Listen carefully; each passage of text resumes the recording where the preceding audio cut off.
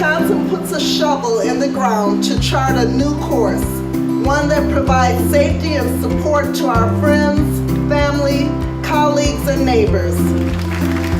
It represents the culmination of what is literally years and years of work and commitment from a group of people in our community who decided that there was a better way, that there was a transformational way to address the issue of domestic violence in our community. This is a project that will be a model not just for this community, not just for this state, but as we were talking before, in this country, for collaborative services that don't just provide temporary relief, they provide the whole spectrum of services to ensure that we break the cycle of domestic violence and abuse against children in this state, and particularly here in this community. But we can never forget that really what we're talking about here is making people have that peace in their life that all of us as human beings desperately need and desperately want. That means our commitment has to remain strong. That means groups like all the groups that are represented here today, and Sojourner and the great work it has done for so many decades continues. The cycle of violence starts in the home.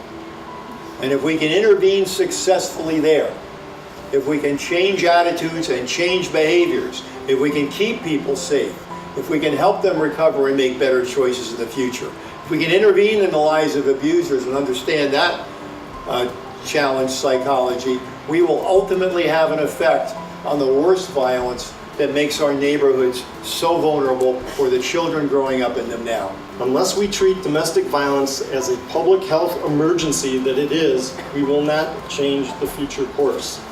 So this is a forward-looking vision.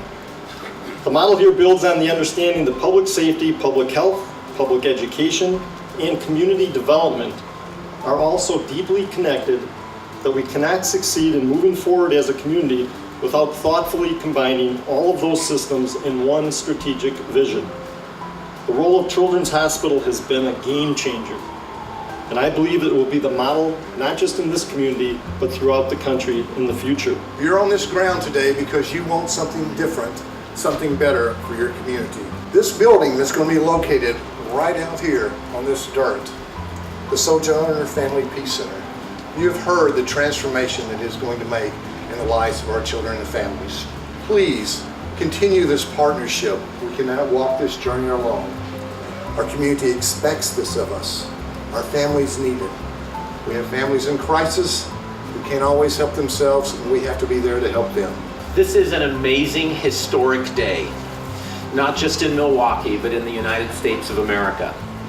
There would be very few communities today that could bring together this kind of power and influence, community commitment to see this into reality. We've got to bring everybody together under one roof. If we bring everybody together under one roof, it becomes the power of we. And we are always more powerful than I, or a single agency, or a single program. When this center opens, it will be the largest, most comprehensive multi-agency model in America. So congratulations. What's happening here will send waves of change and influence across America. And it won't just be because you're doing great work at the bottom of the cliff, which is where a lot of us spend our time. It will be because you've come together and you start doing more work at the top of the cliff, where we get to before, where we get to the prevention piece, where we get to the reality of what the chief talked about, which is in America, we raise our criminals at home. Children's Hospital, one of the leading children's hospitals in America, coming into this model with the Family Peace Center is going to change the game.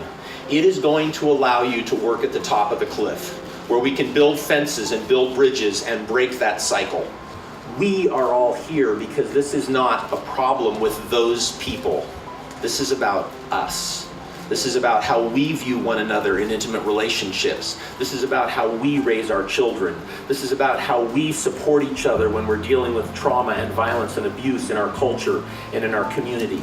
20 years from now, we will look back on this day as a watershed event, not just in Milwaukee, not just in Wisconsin, but in the entire country, because you are doing something here that people will follow your lead on across America, bringing everybody together to do the intervention piece, and the prevention piece and change the world, you're going to set the children of this community free. And 20 years from now, you're going to have less people in prison.